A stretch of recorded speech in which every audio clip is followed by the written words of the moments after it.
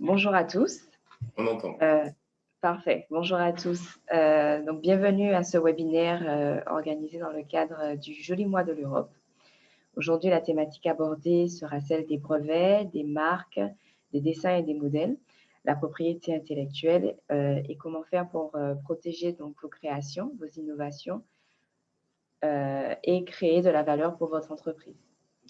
Aujourd'hui, nous recevons donc l'intervenant pour aujourd'hui sera Monsieur Richard Dupré, qui est mandataire européen auprès de l'Office européen des brevets et qui propose également des conseils en propriété intellectuelle auprès de l'INPI.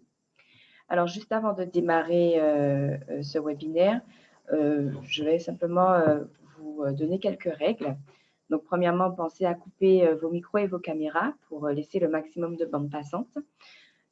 N'hésitez pas à interagir et à poser vos questions dans le fil de discussion ou en cliquant sur le bouton réagir. Nous répondrons donc à toutes vos questions à la fin des interventions. Et puis, notez également que ce webinaire est enregistré et sera disponible en replay par la suite sur les réseaux sociaux de la CCI Martinique. Voilà, je laisse la parole à Monsieur Dupré pour commencer cette présentation.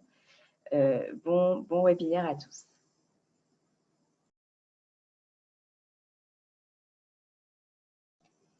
Alors, Monsieur Dupré, il faut juste activer votre micro.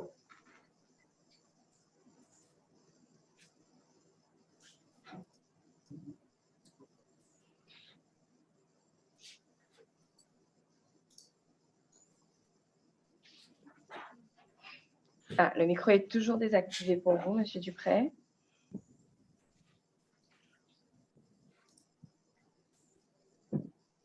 Voilà. Vous m'entendez? Oui, très bien. Très bien. Je repartage mon écran.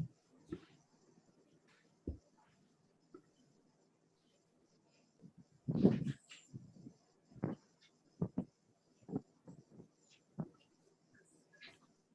voyez mon écran?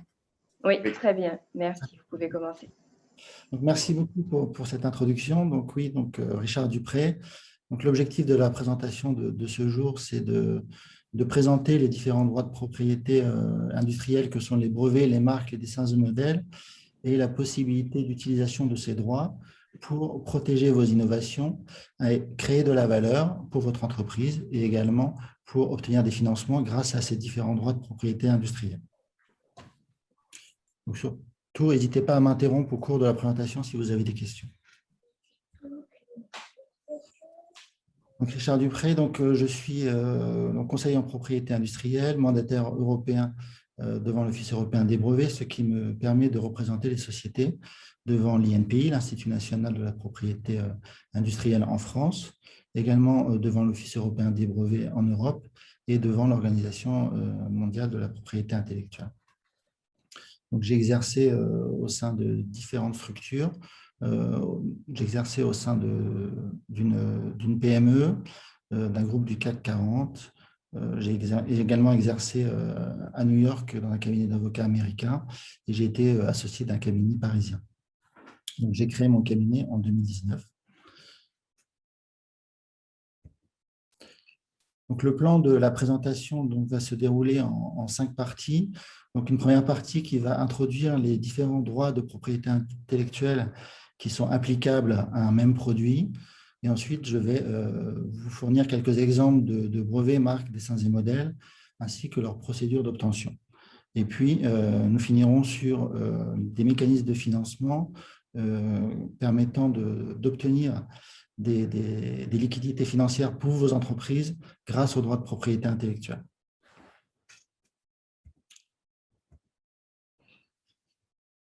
Donc, le FibroScan, donc je parle de cet exemple parce que c'est un exemple que je connais bien puisque j'étais responsable propriété intellectuelle donc de la société Ecosciences, une société parisienne. Et donc, le FibroScan permet d'évaluer le niveau de fibrose hépatique du foie. Donc, il faut savoir qu'auparavant, les praticiens réalisaient des biopsies sur le patient. Donc, ils venaient prélever un morceau du foie pour évaluer le niveau de fibrose hépatique des patients. Et donc, c'est évidemment un acte invasif et douloureux pour ces patients-là. Et donc, l'inventeur, Laurent Sandrin, a eu l'idée donc de ce dispositif. Donc, c'est un procédé de mesure de l'élastographie. Donc, on mesure l'élasticité du foie. Et pour ce faire, on génère, donc on positionne la sonde entre les côtes et en regard du foie, et on génère un coup basse fréquence dans les tissus biologiques, qui consiste à engendrer une onde de cisaillement. Donc, on peut le comparer au fait que lorsque vous jetez un caillou dans l'eau, on va voir des ondes se déplacer. Donc, on vient générer le même type d'onde dans les tissus biologiques, puis on va mesurer la vitesse de déplacement de ces ondes au moyen d'émission et acquisition ultrasonore. Et lorsqu'on en a déduit la vitesse de déplacement de ces ondes de cisaillement dans les tissus biologiques, on peut en déduire le niveau d'élasticité et ainsi en déduire au final l'état pathologique du foie. Voilà. Et donc, ce dispositif a été protégé via différents droits de propriété intellectuelle, donc, notamment par les brevets. Donc, je vais commencer à introduire les brevets. Donc, les brevets, c'est un titre qui permet de protéger des inventions sur un territoire donné. C'est-à-dire que si vous déposez un brevet en France, vous pouvez avoir une protection sur le territoire français. Si vous voulez une protection sur le territoire américain, il faut également déposer un brevet aux États-Unis. Et donc, ce qui veut dire que si un tiers dépose un brevet en Chine et que vous n'avez pas déposé de brevet en Chine, à ce moment-là, il peut utiliser votre invention sur le territoire chinois seulement. Voilà. Et donc, le brevet confère une protection de 20 ans à son titulaire. Donc, via les brevets, on va protéger le cœur de l'invention. Donc là, c'était les fonctionnalités techniques. On vient vraiment protéger des caractéristiques techniques attachées au produit. On ne protège pas l'aspect ornemental, qui sont protégeables, on va le voir plus tard, par la dessin et modèle. Donc, on va vraiment protéger les caractéristiques techniques du produit. Donc là, dans l'exemple illustré, c'était un algorithme finalement, c'est-à-dire qui consistait à lister un certain nombre d'étapes, comme par exemple positionner la sonde entre les côtes en regard du foie, ensuite générer un coup basse fréquence, puis au moyen d'émission acquisition ultrasonore, déterminer la vitesse de déplacement de cette onde de cisaillement pour au final déterminer l'élasticité du tissu biologique. Donc, on est venu vraiment protéger un procédé. Et puis, après, on a déposé évidemment d'autres produits, d'autres brevets, ce qu'on appelle des brevets satellites, qui permettent de protéger d'autres aspects du dispositif, tels que par exemple la forme du transducteur, les éléments électroniques qui se trouvent dans la sonde, un certain nombre de caractéristiques techniques du produit. Et donc, via ces brevets-là, vous pouvez interdire à quiconque d'utiliser votre invention sur le territoire pour lequel vous avez déposé votre brevet. Donc, ce dispositif, donc cet algorithme, finalement, a ensuite été codé par un informaticien. Et donc, ce code, ces lignes de code, en fait, ce logiciel est protégeable également au titre du droit d'auteur. Donc, l'avantage du droit d'auteur, c'est qu'il aide à la création de l'œuvre et on n'a pas besoin de l'enregistrer auprès d'un office. Et la protection donc, est accordée pour toute la durée de vie de l'auteur jusqu'à 70 ans après sa mort. Voilà. Et donc, évidemment, donc là, c'est le cas des logiciels, mais le droit d'auteur s'applique également aux œuvres des beaux-arts, comme par exemple les tableaux, les sculptures, et également les œuvres d'écriture, ce sont des choses les plus connues.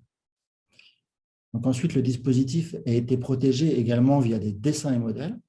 Donc, les dessins et modèles s'attachent à protéger l'aspect ornemental et pas fonctionnel ni technique. On vient vraiment protéger les contours extérieurs du produit. D'ailleurs, pour obtenir un dessin et modèle, pour obtenir la délivrance, l'enregistrement d'un dessin et modèle, il faut que le dessin et modèle soit visible. C'est-à-dire que si vous voulez protéger une pièce, par exemple, d'un moteur d'avion qui se trouve sous un capot, puisqu'elle est esthétiquement jolie, vous ne pouvez pas le faire puisqu'elle n'est pas visible par le consommateur. Et donc, le dessin et modèle vraiment s'attache à l'aspect esthétique. Et donc là, on est venu protéger l'aspect esthétique de la sonde qui avait été développée par un concepteur. Et donc, voilà, les dessins et modèles, à titre juste illustratif, si pour un même produit, un consommateur, pour un même produit qui présente des caractéristiques similaires et un prix identique, évidemment que le consommateur va s'orienter vers le produit le plus esthétique. Ça permet de protéger cet aspect-là des créations. Et donc, la durée de protection des dessins et modèles est de 25 ans. Elle est de 5 ans renouvelable 5 fois, donc ce qui fait 25 ans de protection. C'est toujours une protection attachée à un territoire, c'est-à-dire que si vous déposez un dessin et modèle français, vous aurez une protection en France. Si vous voulez une protection aux États-Unis, il va falloir déposer un dessin et modèle américain. On verra par la suite, il existe des procédures européennes et internationales qui facilitent la démarche, mais toujours est-il que c'est toujours des protections territoriales. Et puis ensuite, évidemment, le produit a été protégé par la marque. Donc, la marque du produit, c'est le FibroScan. Et donc, via les marques, on peut protéger un certain nombre de noms, de logos, de formes en 3D. Et donc, on a les marques, ce qu'on appelle les marques verbales. Donc, c'est vraiment le nom, comme le FibroScan. On a les marques figuratives. Donc là, ça va être un logo. Par exemple, pour la vache qui rit, la marque figurative, c'est la tête de la vache. Et puis, on a les marques semi-figuratives. Donc, si on reste sur l'exemple de vache qui rit, on va avoir la tête de la vache plus le nom associé, la vache qui rit. Voilà. On peut également protéger des slogans. Et donc, les marques confèrent une protection, tout comme les brevets et les dessins modèles, c'est une protection territoriale. Et la protection est accordée pour 10 ans. Mais cette protection est renouvelable indéfiniment. Donc, tous les 10 ans, vous pouvez payer, vous acquitter d'une redevance pour renouveler la protection de la marque. Voilà. On verra par la suite aussi, mais les marques, un point important pour les marques, c'est qu'elles sont attachées à un usage. C'est-à-dire que si vous déposez une marque quelconque, si vous ne l'utilisez pas derrière, pendant 5 ans, un tiers peut demander la déchéance de votre marque du fait que vous ne l'utilisez pas. Lorsque vous déposez une marque, il faut absolument utiliser la marque pour la faire vivre et pouvoir la conserver. Je ne sais pas si vous avez des questions sur cette introduction aux différents droits et leur application sur un même produit. Si vous n'avez pas de questions, je vais continuer la présentation. Donc, les brevets. Donc, dans cette partie-là, j'ai identifié quelques exemples, notamment dans le domaine agroalimentaire, puisque c'est un secteur qui touche évidemment la Martinique, évidemment que les brevets s'appliquent à d'autres domaines également. Donc, l'exemple de la vache qui rit, donc là, c'est la société Fromagerie Belle qui est venue déposer un brevet français pour protéger la boîte de conditionnement des portions de fromage. D'accord. Donc, j'ai fait un copier-coller de la revendication du brevet. Donc, ce qu'on appelle revendication du brevet, c'est une partie du brevet qui définit la protection demandée par le titulaire du brevet. Donc, j'ai fait un copier-coller et donc ça présente la protection que recherche le titulaire. Et donc, les fromageries Belle ont déposé ce brevet donc, qui porte sur donc une boîte de conditionnement de portions de fromage comportant une partie inférieure 12, une partie supérieure 14 formant couvercle, une bande 16 autocollante qui permet de lier la partie inférieure avec la partie supérieure. Et donc, cette bande est munie d'une ligne de faiblesse 38 qui est rompue lorsque l'utilisateur tire le fil 18 de manière à séparer la partie inférieure de la partie supérieure et avoir accès aux portions de fromage qui se trouvent dans la boîte de conditionnement. Voilà, donc c'est un exemple de brevet qui est appliqué au domaine agroalimentaire. Donc ensuite, celui-ci, c'est un brevet donc, qui porte sur une palme. C'est la société Decathlon qui l'a déposé. Et donc, ce brevet vise à protéger donc, une palme munie d'un chausson 2 donc, dans lequel on vient insérer le pied, d'une voilure flexible 3 et puis d'un élément flexible 4 que je vais nommer raidisseur pour la compréhension. Donc, ce raidisseur 4, il comporte 2 branches 14 et 15. Et donc, lorsque le plongeur souhaite descendre en profondeur, il va, par ses mouvements de pied, entraîner le mouvement donc, de la voile 3, et la voile 3 va venir en appui sur cet élément raidisseur 4. Et donc, en descendant, ça va permettre de faciliter la descente au plongeur. Et en revanche, lors de sa remontée, finalement, le raidisseur va se détacher de la voilure flexible et donc, ça va lui permettre de remonter plus aisément. Voilà. Donc celui-ci, cette fois-ci, c'est une protection sur un procédé et non sur un produit. Donc c'est la société Technologie Tropicale qui a protégé donc, un procédé de fabrication d'une farine de manioc. Donc pour cela, il a listé un certain nombre d'étapes qui consistent à dépelliculer mécaniquement la racine de manioc, broyer grossièrement cette racine, ensuite la déshydrater partiellement, pour ensuite la sécher, la broyer finement, et puis ensuite réaliser une opération de tamisage pour séparer le phéloderme du cordon fibreux. Voilà, donc il a protégé donc, un procédé qui est peu coûteux et qui est particulièrement performant pour réaliser et obtenir de la farine de manioc. Donc, personne ne peut utiliser à ce jour son procédé de fabrication de farine de manioc sur le territoire français, au moins puisque ici c'est un brevet français. Donc ensuite, toujours dans le domaine du manioc, donc là, cette fois-ci, c'est la société L'Oréal qui a déposé un brevet européen et donc qui porte sur l'utilisation cosmétique du manioc. Et donc, ils utilisent ce manioc pour ses propriétés de chélation, c'est-à-dire d'absorption des métaux lourds qui sont présents dans la suie. Vous savez, lorsque les véhicules roulent, ils émettent de la suie qui comporte des métaux lourds tels que le plomb ou l'ammoniac. Et donc, ils vont venir absorber ces métaux lourds qui se trouvent à la surface de la peau. Et donc, ça va permettre d'hydrater plus facilement la peau et puis surtout éviter que finalement ces métaux lourds finissent à terme par entrer dans l'organisme. Voilà, donc là, il protège vraiment l'utilisation cosmétique du manioc comme agent anti-pollution.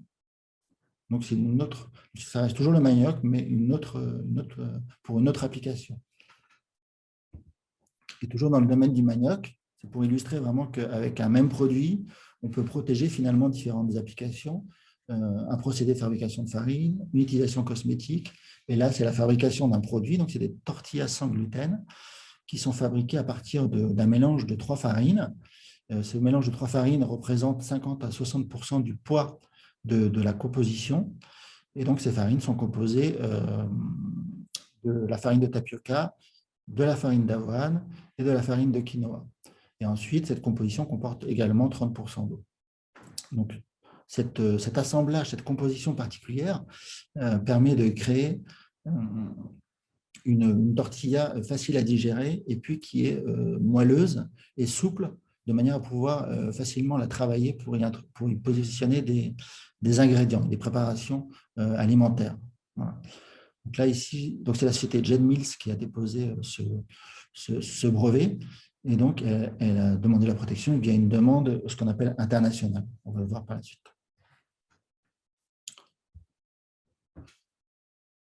Donc voilà, donc là, c'est les procédures de délivrance des brevets.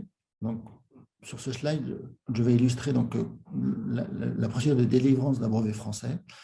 Donc, à partir du moment où vous avez une invention, il faut faire attention lorsque vous avez une invention, il ne faut surtout pas la divulguer avant de la déposer à l'INPI, puisque une divulgation est destructeur de nouveautés pour un brevet qui serait déposé.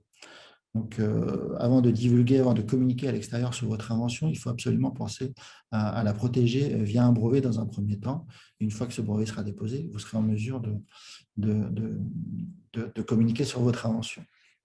Parce que l'INPI va regarder, une fois que vous aurez déposé votre demande de brevet devant l'INPI va regarder va s'assurer que votre demande de brevet soit bien nouvelle et inventive au regard de la technique. C'est-à-dire qu'il va regarder toutes les publications qui ont été faites en matière de brevets, publications scientifiques, pour savoir si votre invention n'a pas été déjà divulguée par un tiers ou par vous-même. Donc, lorsque vous avez une invention, vous déposez un brevet à l'INPI, donc c'est l'Institut national de la propriété industrielle. Ensuite, dans un délai de 9 mois, l'INPI va regarder la brevetabilité de votre invention. Donc, elle va regarder un certain nombre de critères, notamment si votre invention, c'est réellement une invention, et donc, puisqu'il y a un certain nombre d'exclusions des inventions, notamment les méthodes mathématiques, les découvertes, les créations esthétiques, les plans, principes et méthodes en matière d'exercice de jeu, et puis la nouveauté et l'activité inventive et l'application industrielle. Bon. Il faut savoir que les exclusions, elles sont exclues en tant que telles. C'est-à-dire, par exemple, les découvertes sont exclues de la protection. Bon, alors imaginez que vous ayez découvert un nouveau matériau, vous ne pourrez pas protéger ce nouveau matériau via un brevet puisque ce serait une découverte. En revanche, la fabrication d'un marteau utilisant ce même matériau pour ses propriétés rigides vous permettra d'obtenir un brevet. Voilà, puisqu'ils sont pas, vous ne demandez pas une protection pour la découverte en tant que telle, mais l'utilisation du matériau dans un système technique qui répond à un problème technique. Donc, vous pouvez obtenir un brevet. Voilà. Et donc, lors de cette étude, l'INPI va regarder déjà si c'est une invention. Ensuite, elle va regarder si elle est nouvelle et inventive au regard de l'état de la technique. Donc, elle va faire une recherche et puis soulever un certain nombre de documents et émettre des observations écrites pour justifiant son point de vue vis-à-vis de la nouveauté et l'activité inventive de votre invention. Donc, si elle considère que votre invention est nouvelle et inventive au regard des documents de l'état de la technique identifié, à ce moment-là, la procédure suit son cours et votre brevet est délivré dans un délai de 30 à 36 mois à compter du dépôt. Si, en revanche, les documents sont jugés pertinents et l'INPI estime que votre invention n'est pas nouvelle ou pas inventive vis-à-vis de ces documents, à ce moment-là, vous avez la possibilité d'y répondre en expliquant les raisons pour lesquelles vous considérez que votre invention elle est nouvelle et inventive vis-à-vis de ces mêmes documents. Donc, vous avez la possibilité d'échanger plusieurs fois avec l'INPI et puis, si vous arrivez à convaincre l'INPI, vous obtenez la délivrance d'un brevet. À compter de la délivrance, le brevet la délivrance du brevet ouvre une période d'opposition de 9 mois, c'est-à-dire qu'un tiers peut s'opposer à la délivrance de votre brevet. Imaginez que ce tiers ait identifié un document que l'INPI n'avait pas connaissance. Ce tiers peut soumettre ces documents à l'INPI dans le délai de 9 mois en argumentant du fait que votre invention n'est pas nouvelle, par exemple, au regard de ce document nouvellement identifié. Vous aurez toujours la possibilité d'y répondre pour vous défendre si vous avez des arguments. Voilà. Et donc, je reviens au dépôt. Donc, lorsqu'on dépose un brevet, un droit de priorité naît dès le dépôt de la demande française. Ce droit de priorité naît dès le dépôt de la demande et il va s'éteindre à l'issue d'un délai de 12 mois. C'est ce qu'on appelle le délai de priorité.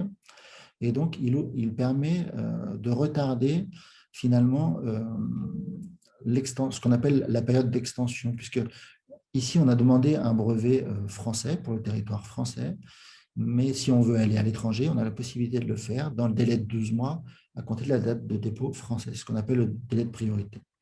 Donc, stratégiquement, c'est très intéressant puisque à 9 mois, vous allez recevoir le rapport de recherche. Vous allez pouvoir vous faire un avis si votre invention elle est nouvelle et inventive et si elle a des chances d'être délivrée.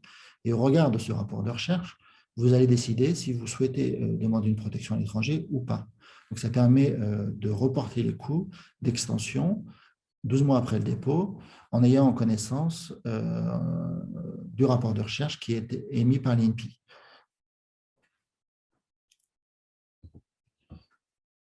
Donc, ensuite, sur ce slide, j'ai illustré brièvement donc, les procédures d'extension. Donc, imaginez que vous souhaitiez donc, étendre la protection de votre invention à d'autres territoires que la France.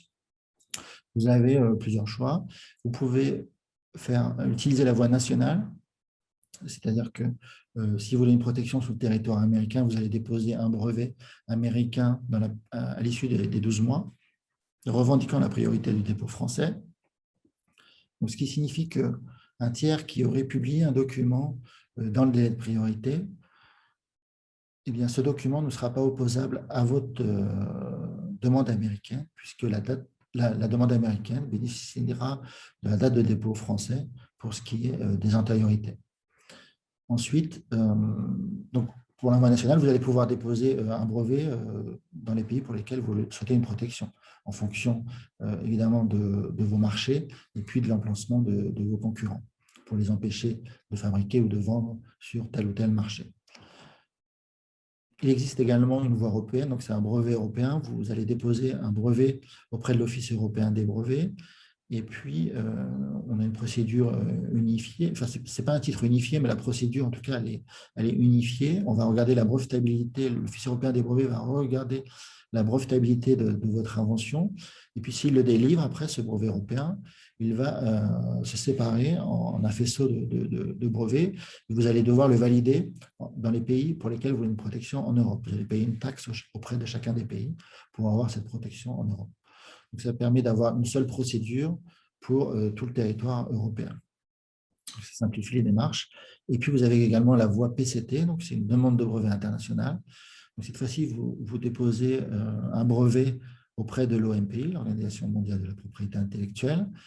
Et puis, à partir de là, vous allez avoir 18 mois supplémentaires. Donc, ça fait 12 mois de priorité pour la France, plus 18 mois accordés via la procédure internationale, ce qui vous fait un délai de 30 mois pour décider finalement des pays dans lesquels vous souhaitez une protection. Donc, ça peut être avantageux pour reporter évidemment les coûts, lorsque vous ne savez pas encore, votre projet n'est pas assez avancé pour savoir si vous souhaitez aller dans tel ou tel pays. Est-ce que vous avez des questions sur les brevets? Alors, Monsieur Dupré, je vais me faire le relais des questions qui ont été posées dans le chat. Oui. Alors, j'ai une question concernant la demande de déchéance, à savoir comment se passe cette demande de déchéance. D'accord. Pour les brevets, c'est dans la période d'opposition, j'imagine que c'est ça. Donc, il faut, à côté du moment où votre demande de brevet elle est publiée, enfin, la délivrance du brevet est publiée, il faut donc établir donc, un mémoire d'opposition auprès de l'INPI avec les documents, les arguments pour s'opposer à la délivrance du brevet. D'accord. D'accord, je pense que ça répond à la question. Autrement, n'hésitez pas à préciser vos questions dans le chat. Et la deuxième question concerne également les brevets. S'expose-t-on à des poursuites si l'on exploite une partie d'un brevet non exploité depuis plus de 5 ans? Oui, alors c'est pas comme les marques. Oui, les brevets, il n'y a pas de notion d'échéance. C'est-à-dire que si le titulaire ne l'exploite pas, il peut tout de même se retourner contre une personne qui exploiterait un brevet. D'accord. Donc, il faut faire attention. Bon, les brevets, évidemment, c'est une protection territoriale. Donc, si le brevet, par exemple, est américain et que vous exploitez sur le territoire français seulement, à ce moment-là, vous n'êtes pas contrefacteur. En revanche, s'il y a un brevet sur le territoire français, vous pouvez être contrefacteur. Il faut étudier en détail la demande de brevet et le produit que vous proposez ou le procédé pour savoir si vous reproduisez effectivement le brevet tel que délivré. D'accord. Donc, pour les brevets, c'est tout. Alors, on a d'autres questions, mais je pense que vous y répondrez tout au long de votre présentation, dans la suite à la présentation. Je vais vous inviter également à activer votre vidéo. Je ne sais pas si tout le monde vous voit.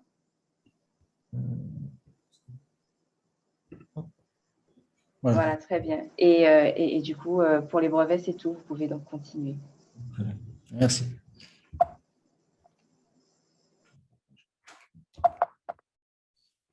Une seconde, parce que j'ai plus la main. Je vais sortir et je reprends.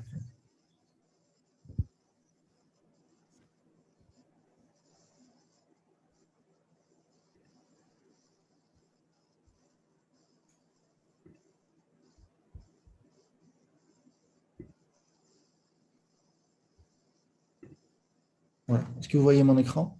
Oui, on voit très bien. OK. Donc, maintenant, on est sur les marques. Donc, les marques, donc je fournis ici quelques exemples donc, de marques. Donc, la marque Vache qui rit que j'ai évoquée tout à l'heure. Donc, c'est toujours la fromagerie Belle hein, qui a déposé évidemment cette marque. Ici, illustrée à l'écran, c'est une marque, ce qu'on appelle semi-figurative, puisqu'elle rassemble donc la tête de la vache et puis le terme la vache qui rit. Et donc, il faut savoir que les marques, c'est protégé pour des produits et services. Et donc, les produits et services qui ont été protégés, enfin, qui ont été demandés pour cette marque-là sont le lait et produits laitiers fromage. Bon. Il faut savoir que lorsque vous déposez une marque, vous allez définir des produits et services qui sont associés à votre société. Et si vous déposez des produits et services qui vont au-delà de votre société, enfin de votre exploitation, finalement, cette classe qui est au-delà de l'exploitation de votre société, vous n'allez pas l'utiliser. D'accord? Et donc, si vous ne l'utilisez pas, cette classe-là, pendant 5 ans, à ce moment-là, un tiers peut demander la déchéance de la marque pour les classes et produits qui ne sont pas utilisés.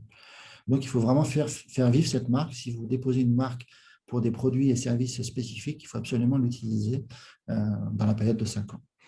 Voilà. Par exemple, et donc, une même marque peut exister, appartenir à deux sociétés différentes, mais pour des produits et services complètement différents. Donc, un exemple parlant, c'est évidemment la marque Montblanc, puisqu'on a la marque qui développe des crèmes Montblanc, et puis on a la marque qui protège évidemment les stylos. Voilà. Donc, ce n'est pas les mêmes produits et services. Pourtant, c'est la même marque, elles coexistent en parallèle. Mais c'est évidemment la notion de produits et services qui permet de ce schéma d'utilisation. Donc ensuite, là c'est pour les palmes tout à l'heure, donc je reviens. Donc c'est la marque Tribord qui est accolée aux palmes, qui a été brevetée. Et donc c'est une marque cette fois-ci verbale, puisqu'on n'a pas de logo qui est associé à la marque. Et donc elle a été déposée pour les produits et services Palme pour nageurs. Voilà. Donc ici c'est une marque internationale qui a été demandée.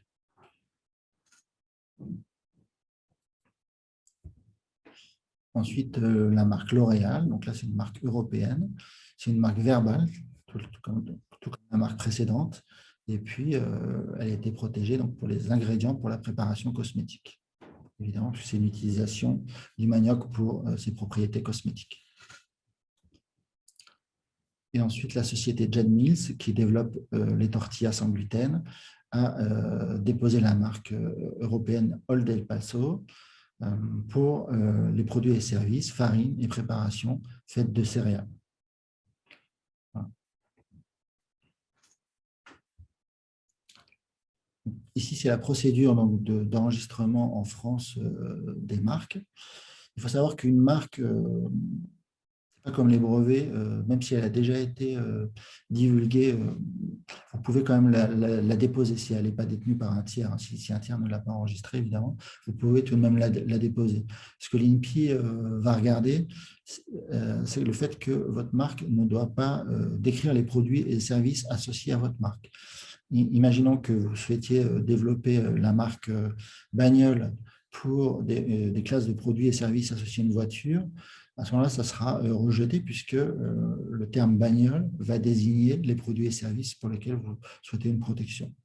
Ça, c'est un critère à avoir en tête.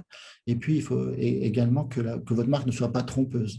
Par exemple, si je souhaite protéger la marque boisson sans alcool, alors que la boisson que je vends a de l'alcool, c'est une marque trompeuse pour le consommateur, et donc ça, c'est strictement interdit. Voilà. Donc, on dépose donc une marque française devant l'INPI, donc c'est l'Institut national de la propriété industrielle. Environ 1 mois et demi après le dépôt, votre marque, elle est publiée, et donc, à partir de la publication, un délai d'opposition, tout comme les brevets, commence à naître. Donc, le délai est de 2 mois dans ce cas présent. Donc, un tiers peut s'opposer à la délivrance de la marque au motif qu'elle est trompeuse ou qu'elle a déjà enregistré la même marque. Et puis, si tout va bien, donc, votre marque est enregistrée dans un délai de 5 mois. S'il y a une opposition, ça peut être un petit peu plus long, mais vous avez la possibilité d'y répondre, tout comme les brevets, pour défendre votre point de vue et conserver la marque, ou alors limiter les classes et services si vos classes et services qui ont été désignés empiètent sur des classes et services d'une marque similaire déposée par un tiers.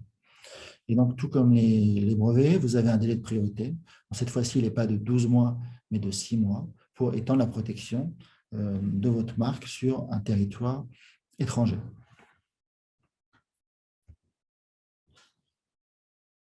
Donc, c'est à partir du délai de 6 mois, donc à partir jusqu'à un délai de 6 mois, vous pouvez étendre votre protection, donc soit par voie nationale, c'est-à-dire que vous allez déposer cette fois-ci votre marque sur le territoire, par exemple, américain, si vous voulez une protection américaine, sur le territoire chinois, japonais ou coréen, si vous voulez une protection sur ces territoires-là. Vous avez également la voie européenne, donc vous pouvez demander une marque européenne. pour une protection sur le territoire européen et la voie internationale pour, donc c'est une voie simplifiée, hein, vous déposez votre marque auprès de l'OHMI pour obtenir une protection internationale et ensuite vous allez sélectionner les territoires. Une fois que la marque est enregistrée, vous allez sélectionner les territoires dans lesquels vous souhaitez une protection. C'est pareil, ça facilite les démarches. Si vous souhaitez obtenir une protection dans un certain nombre de territoires, par exemple une quinzaine, évidemment que de passer par la voie internationale sera beaucoup plus aisé que si vous passez par 15 voies nationales. Est-ce que vous avez des questions sur les marques? Non, il n'y en a pas. Je n'en ai pas recensé. Donc, j'invite tout le monde à ne pas hésiter à poser ces questions dans le fil de discussion. Voilà. Bon. Je continue. De toute façon, on pourra toujours échanger à la fin. Donc, je présente maintenant les dessins et modèles. Donc, les dessins et modèles s'attachent à protéger vraiment l'aspect esthétique du produit, l'aspect extérieur. Il faut que le produit soit visible et licite. C'est-à-dire qu'il ne doit pas entraîner la haine envers les gens ou du racisme. Donc, il faut absolument que le dessin et modèle respecte ces conditions-là et puis qu'il protège une forme extérieure d'un produit. Il faut que le produit soit visible, il ne faut pas qu'il soit caché. C'est vraiment une notion importante en termes de dessin et modèle. La protection est accordée pour une période de 5 ans, renouvelable 5 fois, de manière à avoir une protection jusqu'à 25 ans. Donc, c'est toujours une protection territoriale. Donc là, c'était un dessin et modèle français. Donc, pour une palme, c'est la palme qui appartient à Decathlon, qui a été protégée par brevet. On a pu le voir pour son raidisseur, au niveau de son raidisseur. La marque Tribord a été protégée par la marque. Et puis, il protège également l'aspect esthétique par le dessin et modèle. Voilà. Ensuite, ici, c'est L'Oréal qui a déposé un dessin et modèle sur un flacon. C'est toujours l'aspect esthétique qui est protégé de ce dessin et modèle. Et ensuite, la société General Mills, donc, a déposé une enveloppe alimentaire. Donc, c'est des modèles de croûtes et de pâtes feuilletées ayant une forme particulière permettant d'y positionner des préparations alimentaires. Donc là, ils viennent vraiment protéger l'aspect esthétique de la pâte.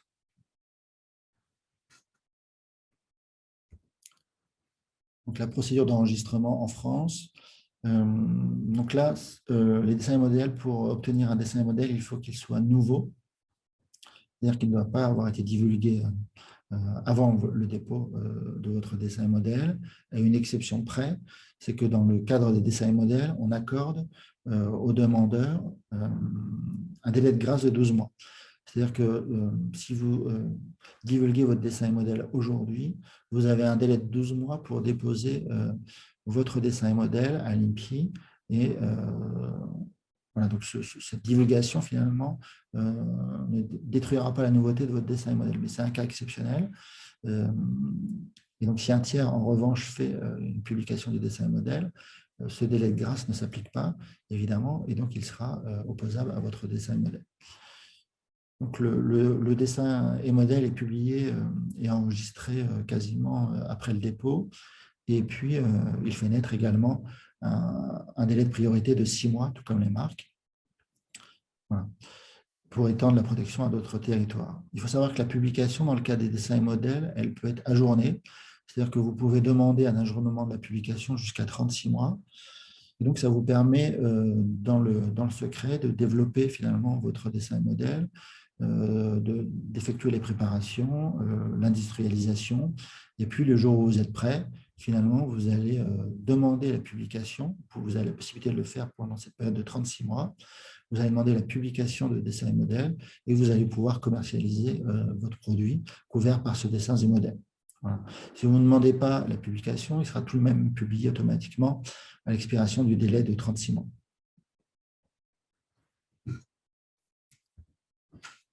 Donc, tout comme les brevets et les marques, c'est une protection territoriale et on peut étendre la protection donc après les 6 mois auprès de différents territoires par voie nationale, par voie européenne européenne ou par voie internationale.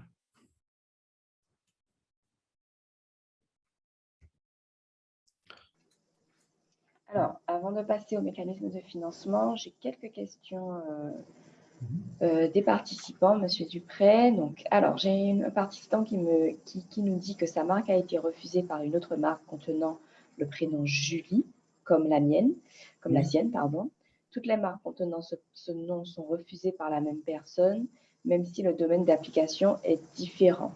Alors, je suppose que la question vise à savoir pourquoi et s'il y a une solution.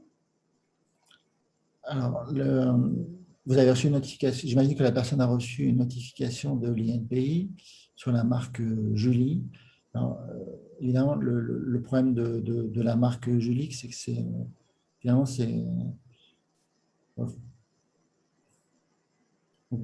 mais il faudrait que c'est difficile d'y répondre comme ça, il faudrait que je regarde vraiment le courrier qui a été transmis par l'INPI, puisque normalement, à partir du moment où la marque présente des classes différentes et qu'elle n'est pas descriptive finalement de votre classe et service, vous avez tout de même quand même la possibilité d'obtenir la protection. Donc, j'invite cette personne, si elle le souhaite, à me contacter à l'issue de la présentation de manière à ce que je puisse jeter un œil sur ce courrier qui a été transmis par l'INPI. Exactement. Je renvoie également vers le contact, soit auprès de Monsieur Dupré ou de moi-même, pour avoir plus d'informations là-dessus.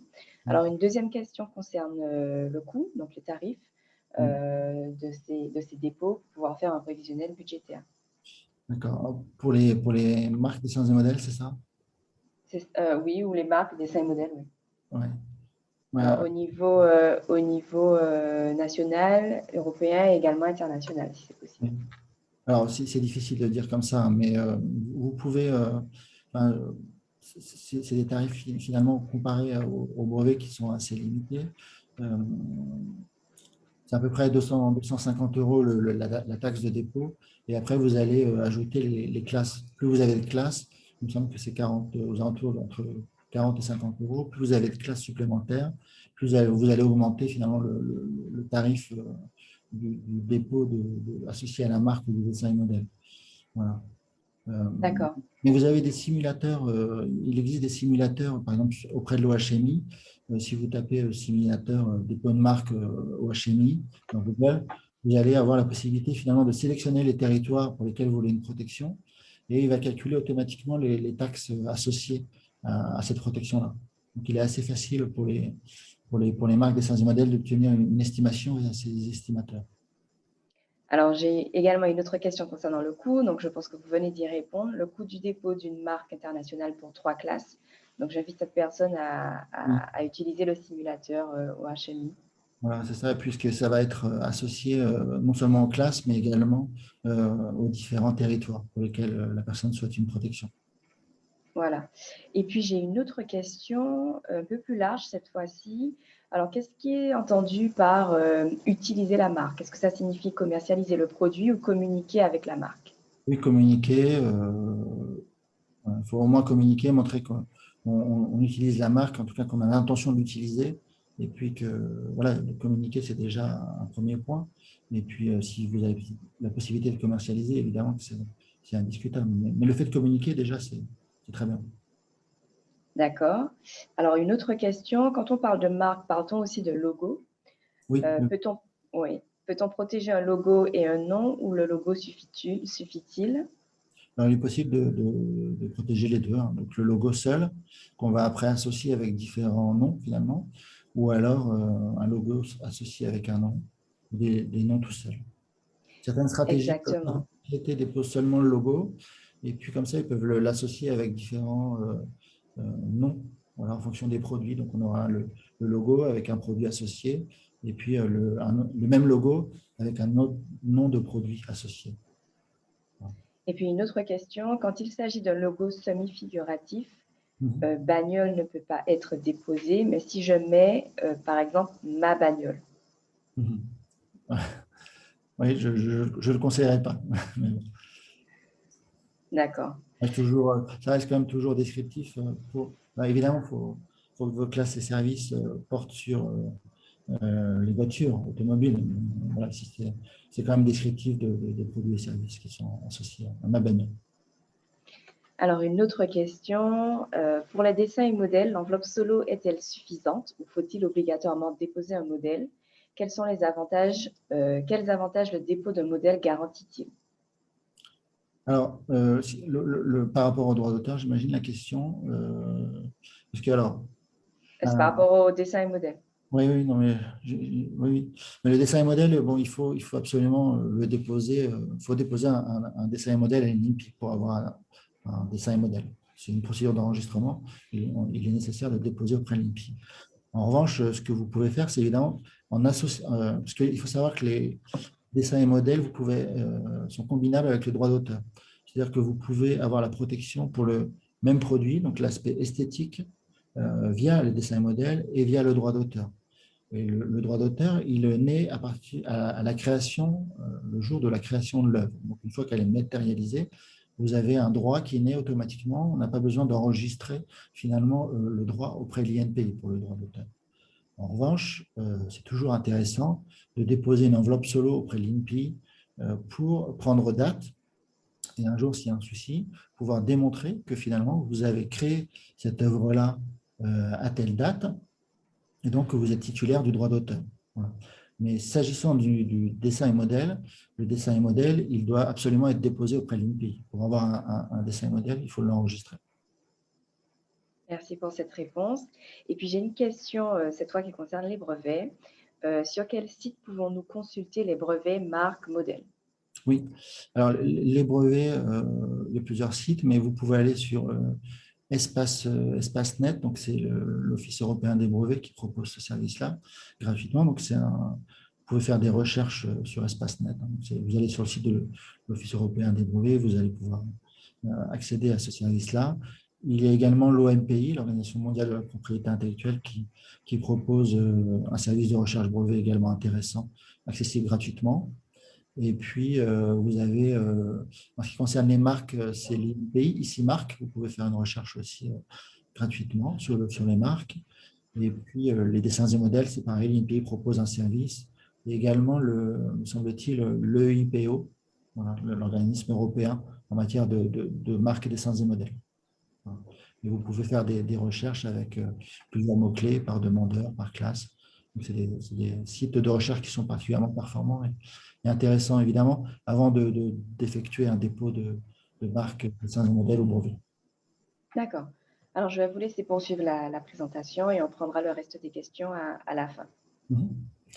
Donc, maintenant, on arrive à la partie sur les mécanismes de financement accessibles grâce aux droits de propriété intellectuelle. Donc, j'ai en présenté trois. Donc, le premier, ce qu'on appelle les investissements directs.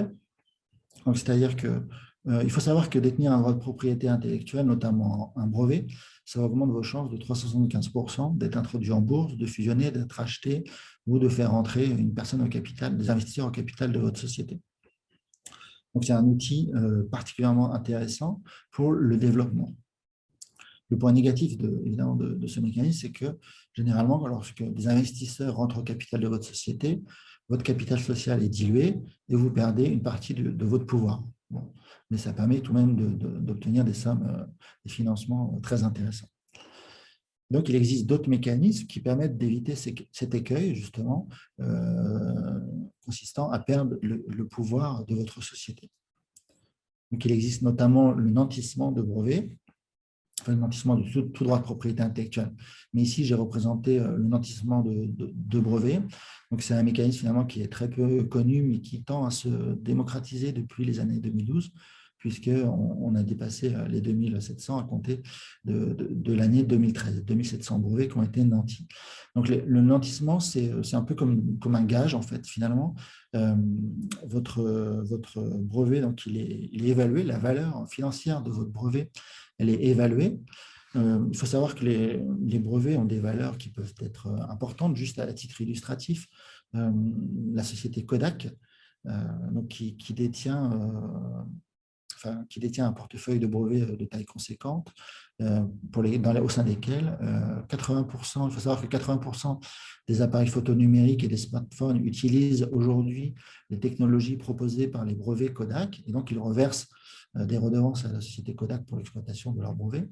Et donc, ce portefeuille finalement brevet a été évalué, une estimation financière qui a été faite, et donc il est compris entre 2,5 et 3,11 milliards de dollars, alors que la capitalisation boursière de la société Kodak, elle est estimée à 350 millions de dollars. Donc, on voit que finalement que les brevets ont une valeur plus importante que la société.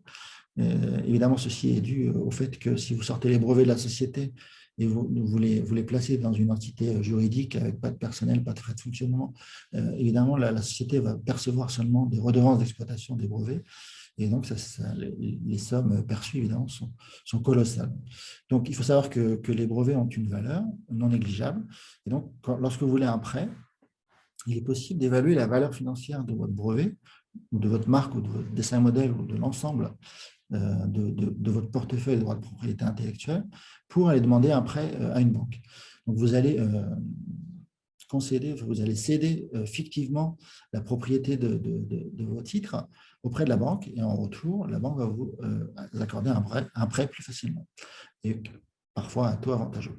Bon, donc si vous remboursez évidemment toutes les mensualités, vous récupérez la propriété de vos droits. En revanche, évidemment, si vous êtes en faillite et vous n'êtes pas en mesure de rembourser votre prêt, à ce moment-là, la banque va se saisir effectivement de vos droits de propriété intellectuelle pour les revendre sur le marché. Il faut savoir qu'en termes de droits de propriété intellectuelle, notamment en brevet, il existe des brokers, un peu comme les diamantaires, qui vont vendre les droits de propriété intellectuelle sur le marché à des sociétés concurrentes. Quoi qu'il en soit, ce mécanisme il est utilisable pour l'obtention de prêts pour les sociétés dans des phases de vie où elles en ont besoin. Et donc, ce qui est intéressant de constater, c'est que finalement, ces mécanismes de nantissement sont utilisés à peu près à part égale entre les ETI et les PME, puisque à peu près 25% chacun utilisent ces mécanismes, et puis les groupes et filiales, donc les grands groupes français et filiales de sociétés étrangères utilisent également ces mécanismes sur le territoire français à hauteur de 51%. Donc voilà, donc c'est un mécanisme qui n'est pas forcément connu, mais qui est utilisé de plus en plus par les sociétés. Ensuite, il existe le mécanisme des licences. Donc, à partir du moment où vous avez une licence, donc je vais rester sur le cas des brevets, puisque là, j'ai illustré quelques valeurs qui portent sur les licences de brevets. Mais donc, si vous avez un brevet, vous avez la possibilité de le licencier.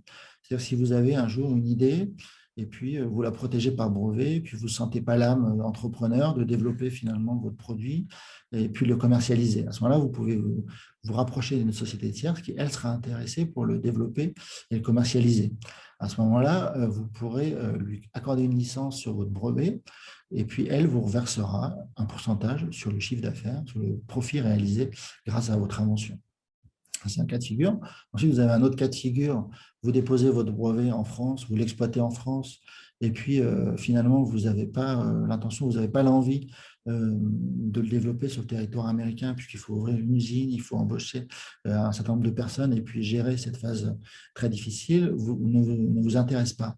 À ce moment-là, vous pouvez décider de l'exploiter en France, votre brevet, et puis d'accorder une licence d'exploitation à un partenaire américain qui, lui, va se charger finalement d'exploiter votre invention sur le territoire américain.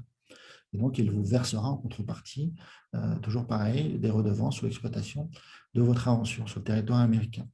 Une autre situation, c'est peut-être finalement l'utilisation. Vous avez un brevet qui porte sur une technologie qui est applicable dans deux domaines distincts. Par exemple, vous avez une invention sur le manioc. Il est utilisable dans le domaine cosmétique et dans le domaine alimentaire. Et votre société se focalise dans le domaine alimentaire, vous ne souhaitez pas utiliser dans le domaine cosmétique puisque ce n'est pas votre cœur de métier et vous n'avez pas l'intention. À ce moment-là, vous pouvez licencier l'application.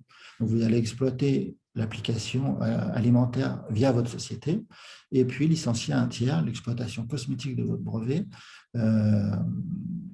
vous allez la licencier à un partenaire qui va l'exploiter. Et donc, vous pourrez demander un pourcentage sur le profit réalisé par ce partenaire sur votre invention. Donc là, j'ai répertorié un certain nombre de taux. On peut voir que dans le domaine alimentaire, un taux moyen, évidemment, c'est après à étudier au cas par cas, mais un taux moyen dans le domaine alimentaire, c'est peut-être 8% du profit réalisé par votre partenaire. Donc, c'est des taux tout de même qui sont pas du tout négligeables. Et puis, dans Télécom, c'est un taux qui est de 14%. Et dans le software, bon, c'est le meilleur taux, parce qu'on a 33%. Mais quoi qu'il en soit, ce sont des taux qui sont intéressants. Donc, ça vous permet de faire rentrer de l'argent dans votre société, des liquidités financières, sans supporter le risque financier. Voilà. Donc, en conclusion, donc les droits de propriété intellectuelle peuvent être utilisés pour asseoir votre leadership sur un marché, exclure la concurrence et puis développer les marchés. Mais ils peuvent également être utilisés pour obtenir des financements de différentes formes et qui peuvent être utiles à certaines phases de vie de votre société. Voilà. Est-ce que vous avez des questions? Alors oui, il y a 2 nouvelles questions concernant le brevet. Comment est-ce qu'on peut évaluer le coût d'un brevet pour les marques? C'est pour les marques ou pour les brevets? Oui, effectivement, la question n'est pas très claire. En tout cas, il existe des méthodes, oui, il existe des méthodes bien établies hein, pour évaluer la valeur des brevets. Donc, il y a plusieurs méthodes. Soit une méthode simple, c'est évidemment de regarder le coût dépensé finalement par la société pour obtenir ce titre-là. On va regarder les taxes qui ont été réglées, les frais de conseil qui ont été payés, puis la recherche associée pour développer cette marque ou ce brevet ou dessin et modèle. Et donc, on va donner un prix. Finalement, ce sera le prix payé pour obtenir ce droit. Donc ça, c'est une première méthode. Après, il existe une autre méthode, c'est la méthode des comparables, qui, elle, se base sur un ensemble de licences excusez-moi, qui ont déjà été accordées dans le même domaine technique. Et puis, on va essayer de se positionner par rapport aux licences existantes. Et donc, on va déterminer un prix comme ça. Et sinon, il existe une autre méthode qui, elle, est un petit peu plus complexe, mais qui est intéressante. C'est évidemment, on tient compte des marchés futur de la société, et puis les risques juridiques et techniques associés à la technologie. Donc après, ça, c'est une étude un petit peu plus poussée, mais en tout cas, c'est des méthodes que l'on peut utiliser pour évaluer la valeur financière d'un droit. D'accord. Ensuite, j'ai une autre question concernant les brevets. Donc, j'ai un brevet en nom propre, puis-je l'exploiter en licence dans mon entreprise? Oui, alors c'est possible. Soit vous pouvez l'exploiter, c'est-à-dire que vous gardez la propriété de votre brevet en tant que titulaire du brevet, et puis vous accordez une licence d'exploitation à votre entreprise, et votre entreprise va exploiter votre brevet, et vous reversez des redevances à vous en tant que personne physique. Alors c'est intéressant puisque si un jour vous faites entrer des personnes dans le capital de votre société, ils vont rentrer dans le capital, ils vont prendre une part du pouvoir de la société. En revanche, ils n'auront pas la propriété de votre brevet. C'est-à-dire que si un jour ça se passe mal et vous êtes éjecté de votre société, vous aurez toujours le brevet. Et donc, c'est vous quand même qui gardez une part du pouvoir au sein de la société, puisque vous avez le droit d'interdire à la société d'exploiter votre invention. Donc, c'est un mécanisme qui est intéressant. En tout cas, si vous avez déposé votre brevet en nom propre et que vous avez les moyens financiers de le conserver en votre nom propre, ça peut être un mécanisme intéressant. Oui, effectivement, c'est une stratégie qui peut être très intéressante pour l'entreprise, mais aussi pour l'aventure du brevet. Voilà. Alors, je vous laisse. Une autre question. Si je dépose un brevet, puis-je le recourir au CIR pour les dépenses relatives au dépôt? Oui, oui, oui. Alors, le CIR, oui. Tout ce qui est frais associés oui, au dépôt de brevet peut être couvert par le CIR. Très bien. Donc, les coûts du dépôt de brevet sont pris en charge dans le crédit impôt recherche. Bon, voilà, il y a ça. Puis les dépenses R&D qui ont été utilisées pour aboutir à ce brevet-là. D'accord. Et même si je passe par un consultant, les coûts du consultant sont également pris en charge? Oui. Très bien. Merci. Alors après, on a une question concernant un cas de figure sur les logos. Bon, j'ai quand même invité le participant à se rapprocher de vous. Je vais quand même la lire au cas où. Donc, si je dépose un logo semi-figuratif dans lequel mon nom est présent, dois-je tout de même déposer le nom où il est déposé ou est-il déposé en même temps que le logo et donc personne ne pourra le déposer seulement en tant que nom de marque? Oui, alors oui, bah alors là, évidemment, il faut rentrer dans le détail, hein, je pense. C'est difficile de donner un conseil comme ça, Effectivement. mais oui, il est possible si vous déposez en tant que marque verbale, ce qu'on appelle marque verbale, c'est vraiment le nom. Après, personne ne peut l'associer avec un autre logo. Ça, c'est l'avantage de la marque verbale. Je ne sais pas si c'était ça la question, mais voilà. Oui, donc C'est un élément de réponse en tout cas. oui, je pense que la meilleure solution, ce serait vraiment de se rapprocher donc soit de vous, soit de moi pour pouvoir discuter de ce cas de figure. Alors, une autre question, je souhaite déposer une marque qui inclut une profession. Est-ce que cela est autorisé?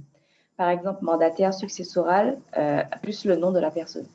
Non, parce qu'elle est descriptive, j'imagine, de la fonction après qui est De la profession, oui. la profession. Donc non, c'est pas possible de déposer Non, une marque avec le nom non, de sa profession. non, pas possible. Voilà, donc vous êtes plutôt actif dans le chat. Alors j'ai une autre question, toujours sur le crédit impôt recherche, concernant les dépenses liées à l'achat de licences de brevets. Est-ce que cela rentre en compte également dans le crédit impôt recherche? Euh, alors là, je vous avouerai que je ne peux pas répondre comme ça. Le problème, c'est que le crédit impôt recherche est attaché à des dépenses R&D, évidemment, et que si vous achetez seulement la licence, que vous n'avez pas engagé de frais de R&D associés, je ne suis pas certain, mais je peux me renseigner. D'accord, très bien. Alors une question sur les concepts. Donc comment ça se passe pour déposer un concept? Alors, un concept esthétique, technique, c'est un concept, j'imagine que c'est un concept technique, c'est une invention. Alors non, il parle plutôt d'un concept commercial. Ah oui. Alors, là, évidemment, il faudrait rentrer dans le détail encore une fois, puisque c'est vraiment au cas par cas, mais Exactement. ça peut être le droit d'auteur. Faut en discuter là pour avoir le détail du concept. Exactement. Et puis le mot concept est aussi très vague, dans Exactement. le sens où comme on ne peut pas protéger une idée, un concept, quand on parle de concept commercial, ça peut être très, très vague. Ouais, Donc faudrait se rapprocher de notre intervenant ou de moi-même pour pouvoir discuter de votre cas de figure. exactement. Parce que les idées et les concepts sont par essence et par nature libres de parcours. Donc, mais bon, après, il Exactement. faut rentrer dans le détail du projet pour voir ce qu'il est possible de faire. Exactement. Bon, alors je vois que, il y a eu beaucoup de participation, hein, dans ce webinaire, notamment par les questions. Nous avons d'ailleurs dépassé le temps du webinaire de 10 minutes. Donc on va conclure sur ce webinaire, ce dernier échange sur le Joli Mois de l'Europe. Donc vous avez donc les coordonnées de l'intervenant sur la dernière slide. Je vous invite donc à ne pas hésiter à le contacter ou moi-même pour avoir des réponses et des solutions à vos cas de figure. Et je vous souhaite à tous donc une bonne journée. Merci Monsieur Duprez pour cette présentation Merci à vous. Excellente journée à vous également. et merci à tous pour votre présence.